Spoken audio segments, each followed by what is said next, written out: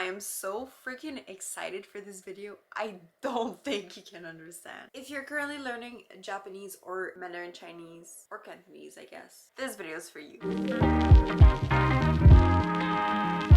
My friend, I'm not actively studying Mandarin or Japanese at the moment. I did start working on Mandarin Chinese again in January, and I did start working on Japanese about 3 weeks ago, but I got a violin yesterday. So I decided to push Mandarin Chinese and Japanese aside and focus on the violin for now, because oh my god, I want to play the Four Seasons winter so badly. But that's not gonna happen unless I work hard on it, which is not gonna happen if I don't have time to do that, which is not gonna happen if I have to learn 3 languages at once. So focusing on Korean for now. But I really wanted to bring you guys this video because it's in my head. I've been wanting to share for a very long time. I'm doing it now. It's not that deep. Let's get into it right away. You need a few material. First one is scissors. Second one is cardstock / paper, whatever you have in your house. Also need pens, obviously, and a piece of paper. That's all.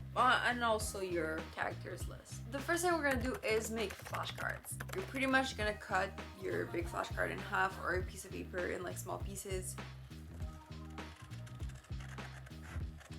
You're gonna do that for the entire pile of cardboards cards that you have. So I would usually do about 25 to 30 cards at once, depending on how many words I wanted to add to the deck. Now that all your flashcards are cut up, you are going to write down the character on one side and the pinyin or hiragana on the other side.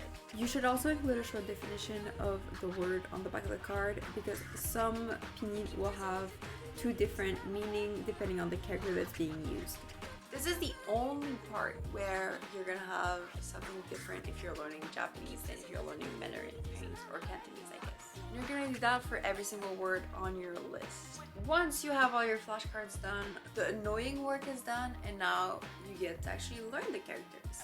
The third step in this method is to expose yourself to the vocabulary. You wrote every character once on the flashcards, but that's probably not enough for you to feel comfortable recalling them. And so you're just gonna do a little repetition first. I personally choose to recopy each word 5 or 10 times, depending if it's made up of 1 or 2 characters. This is just what has been working for me, but feel free to do more or less depending on how comfortable you are with your vocabulary.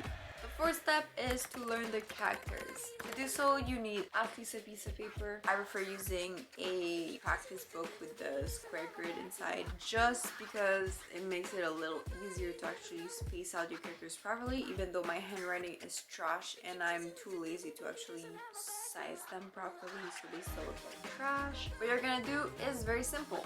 You're gonna shuffle the deck with the hiragana / pinyin side up. So it's gonna shuffle, put it on the side, take the first card, and try to write the character associated with the word you're reading. You're gonna write it on your paper, turn it around. Where you write, if yes, put the card in one pile. If no, put the card in a different pile. I mean, it's the first card, doesn't matter which pile it is on, because it's just gonna be the yes or no pile, whatever. Repeat the process. Second card, you have pinyin or hiragana, write the character.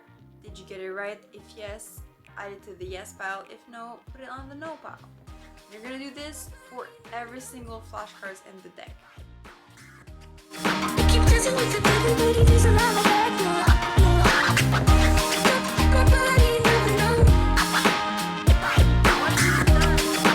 All of the flashcards, you're gonna take your no pile, you're gonna shuffle it again, and you're gonna go through it once more.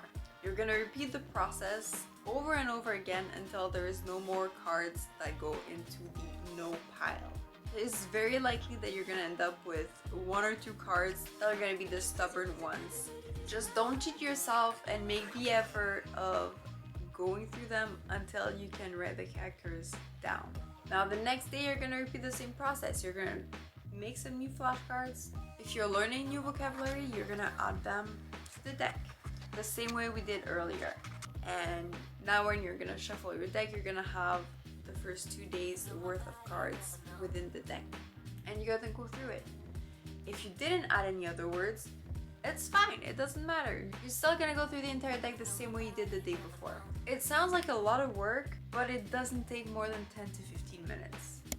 Before picking up Mandarin Chinese again, I think it had been about 3 years since I've studied the characters, yet I could still read them and write them without a problem, without having to really think too much.